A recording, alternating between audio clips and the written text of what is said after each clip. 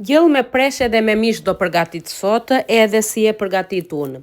Në fillim do pres mishin në copa shumë të vogla, se nuk dua që të kuptohet mishi brenda, do me thënë të jetë copa të mëdha, ndaj edhe pres kaq të vogla, nëse doni juve mund ta lini copë më të mëdha, nuk ka problem fare.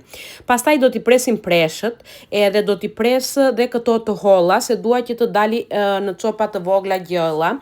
Kam parë shumë që i presin në copa të mëdha, edhe del ashtu copa të mëdha, po mua nuk më pëlqen atë mënyrë, edhe ndaj do shikoni që i pres në këtë mënyrë.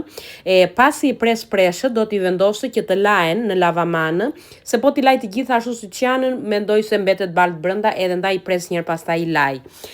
Do t'i hedh edhe qepën, ndaj dhe po përgatit qepën aty, po e pres që ta kem gati. Si shikoni mishi dhe preshët janë okej, do ta vendos këtu te kjo kullesa e makaronave, edhe do t'i vendos që të lahen preshët të gjitha me radhë, siç mund të shikoni aty, dhe pastaj të vazhdoj procedurën. Në fillim unë do hedh pak vaj, edhe do hedh mishin brenda që të skuqet. Pasi është skuqur mishi, unë mishit i hedh edhe uthull brenda. Në qoftë se nuk doni uthull, mund të mos i hidhni fare, nuk ka problem. Unë dua që t'i heqja ato shijet e rënda që ka mishi, edhe ndaje ja hedh uthullën.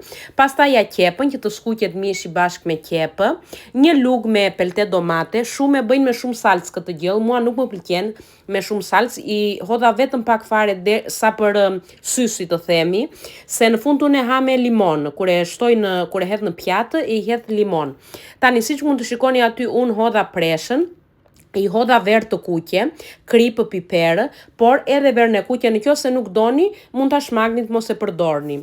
Edhe i hodha një gotë me ujë që të mundet që të valoj. Unë e kam vënë në tenxhere presioni, por mund ta bëni edhe në tenxhere të thjeshtë, nuk ka problem, vetëm që do më shumë orë që të ziej mishi.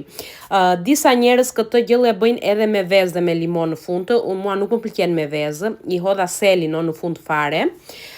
Edhe pasi të jetë zier, do me thënë, i hodha selinën, edhe siç mund të shikoni tani, është gati gjella. E dua me pak lëng, kështu që të mundem të ngjyej bukën brenda, edhe të gjitha shijet e gjellës. Më kuptoni. Kjo është e